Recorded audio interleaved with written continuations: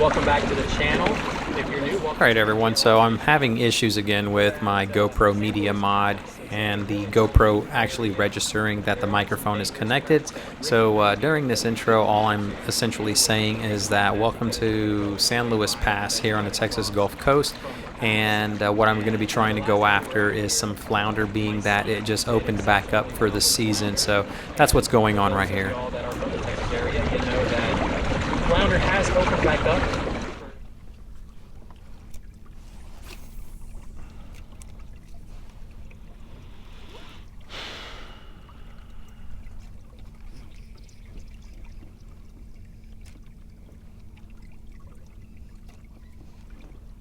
Oh, yes, at the bottom.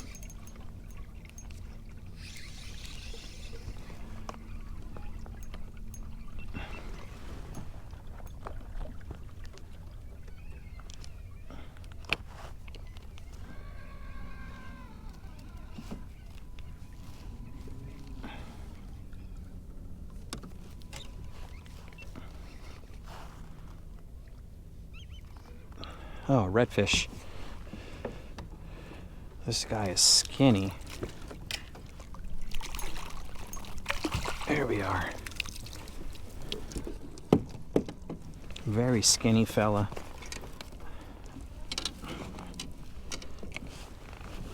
That's going to be a saving grace. He's going to be a keeper, but this guy, man. He ain't got no meat on him. Little fella. Tiny. Look at this. Dude, you are malnourished. Oh. I clamped my glove. There we go. Release my glove. He's gonna go back. I mean, there's literally no meat on his bones.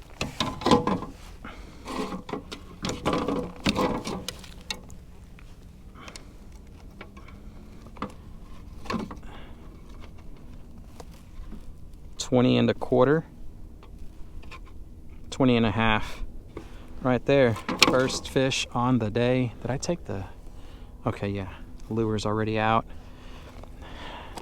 Man, this guy. Gosh darn! I mean, look at that. I ain't never seen no anorexic redfish before. Get out of here.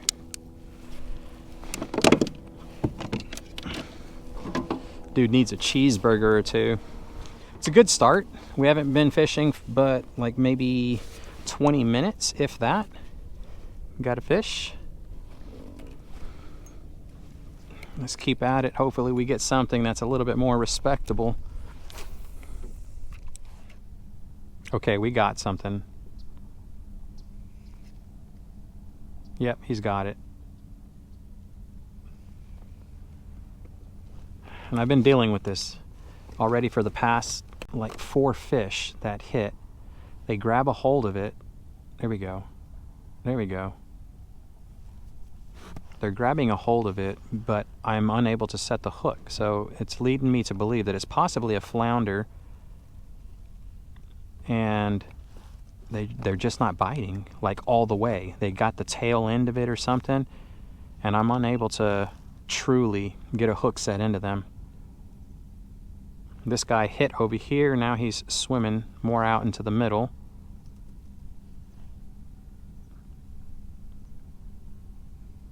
One of two things is going to happen. I'm going to gut hook him, or I'm going to feel him reposition that lure in his mouth.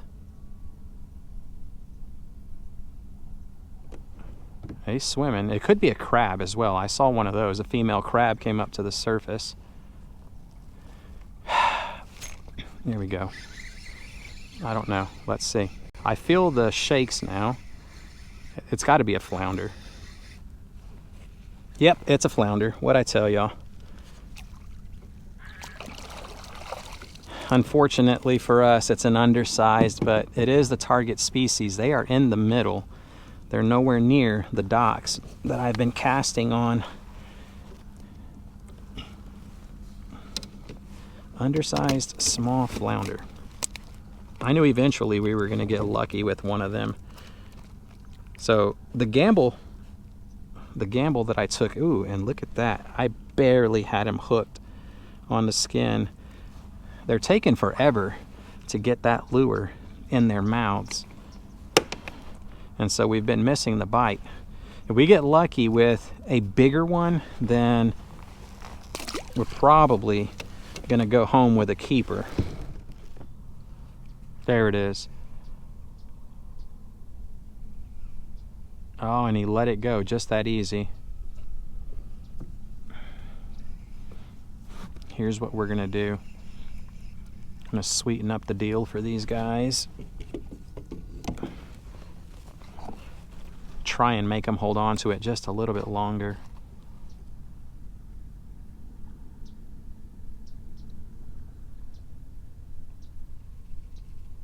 Here we go. That should help us out.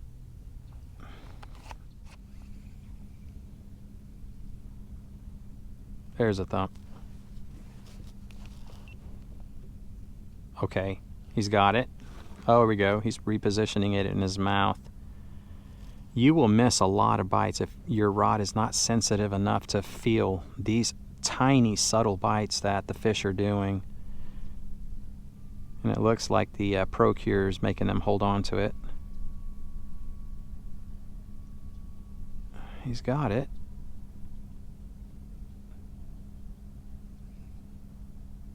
Yeah, he's definitely got it. All right, here we go. Got him. Yeah. Oh, he let it go. Did not have it all the way in his mouth. There we go. Keep on. Ever so often, he'll reposition it in his mouth.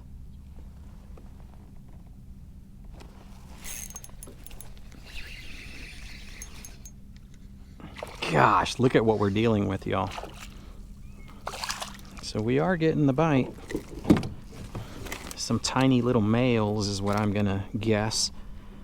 They rarely ever get over like 14 inches, so I'm told, based off of studies that I think it was LSU that they did on these guys and their habits. The males are the ones that are like 14 inches and under. All we gotta do is just keep hoping that we can eventually come across one of the bigger, fatter ones, a female that has yet to make her way out into the Gulf to go do their spawning thing. Procure, at least, is helping us out with them wanting to hold on to it, and I'm getting better bites. I just don't want to sit here and waste my time catching all these undersized ones, though. Look at that little 1-inch minnow imitation. I'm going to bounce that off the bottom. My hope is that as soon as they bite this, they're going to get hooked. I can set the hook, and hopefully we'll be able to start coming up with a bunch of more catches.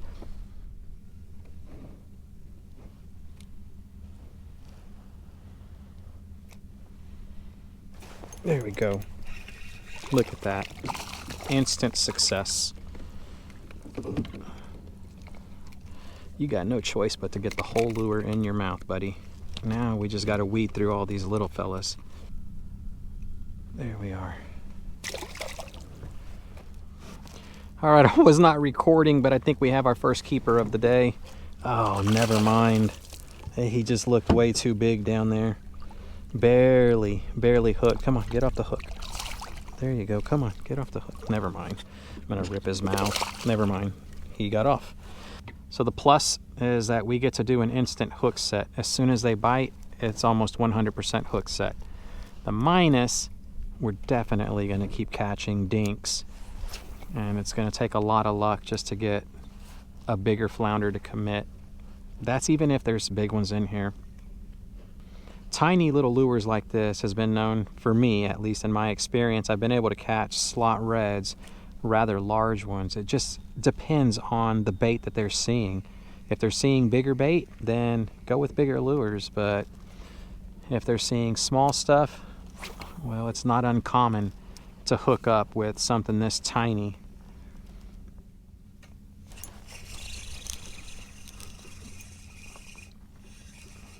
This one's got some weight. Oh my gosh, still too small. He took my lure. My plastic is done for. Let it go, dude. Come on, let it go. Oh, you glutton. He held on to my plastic. We get lucky. This will get hit. I don't see why it wouldn't. Should have more action than that tiny little Berkeley power minnow. All right. There she goes. Let's see if we can make it happen with this one as well.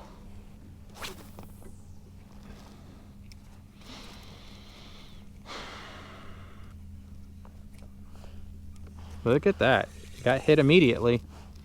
Oh, speckled trout.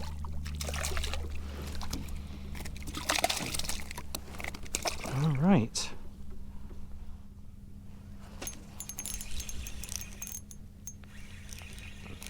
Ah, another little tater chip. Yeah, this is just not what I expected. One little fella after another.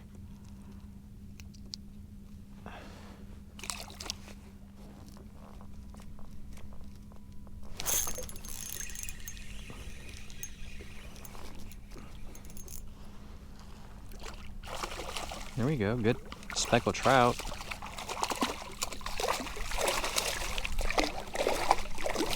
There's our keeper flounder, and we got that Texas slam. Let's get the official measurement.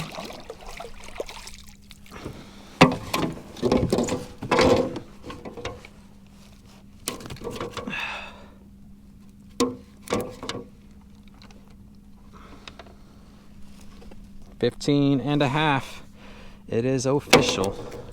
Got that keeper speckled trout on board. We're gonna let him go though. All right, we're gonna keep trying.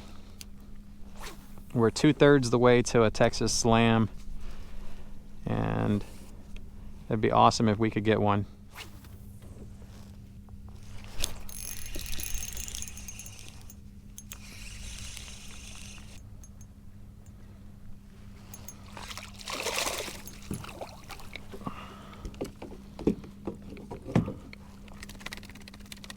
Probably about 13 inches, 12, 13, somewhere around there. Still not gonna keep.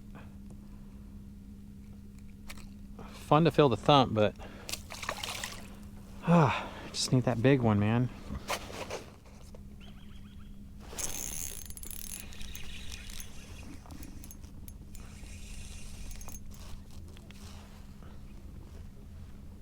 Oh, I think I got one of those that are right on the edge of being a keeper. Yeah, I don't think he's gonna go though. Most likely gonna be 13 inches, something like that.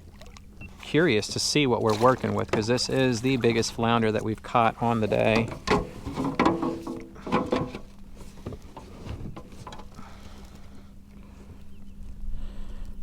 $13 3/4. Man, almost there, buddy. Almost there. Next season, that fella is going to go on somebody's plate. It's just been like that all day, and we have caught tons of flounder. They're just all undersized. There's another one. Oh, it's a redfish. This fella is more healthy than the other red that we caught earlier today. Look at that. Got to be another red. I've got the drag turned way down. I don't really want to lose any flounder in the event that we do get a keeper. I don't want them to spit that hook. Dude, are you the same guy that we just caught? Bro, enough. Yeah, definitely no shortage of bites, y'all.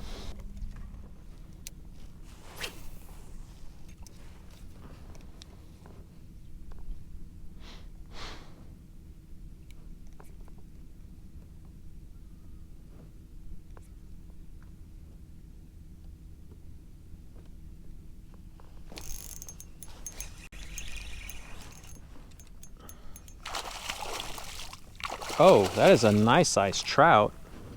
Yeah, a straight retrieve.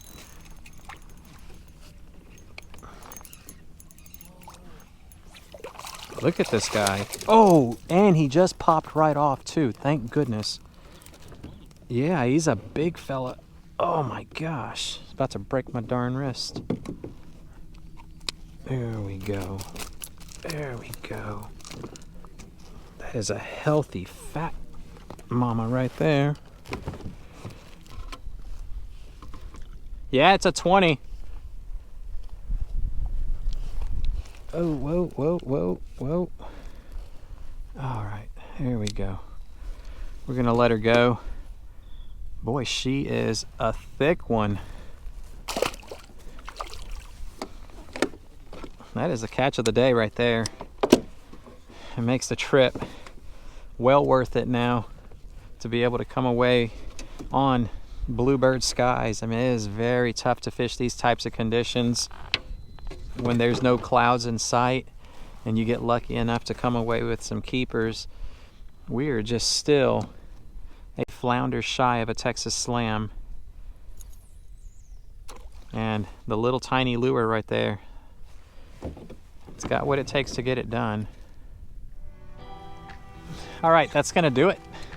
We've been going at it for approximately 30 minutes or so, and not really much here at the end of our trek. So we're gonna stop things and start making our way back to the boat ramp. But that's not a bad day of wintertime fishing here in Texas. Anytime you can catch keepers during conditions like this, like I said before, it's, well, consider yourself lucky, and that's what I do whenever I get to make something happen. So thanks so much for watching.